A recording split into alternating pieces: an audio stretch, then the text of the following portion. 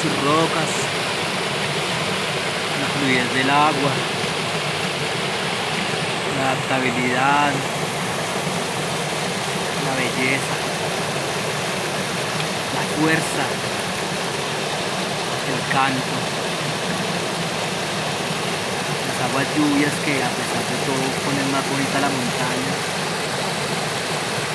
le da mucho cauce, mucha fuerza, mucha fluidez, mucha alegría. Y además nunca va sola, ¿no? Siempre va acompañada de las piedras, de los árboles, de los helechos. Y hoy nos acompañan acá. ¡Arriba!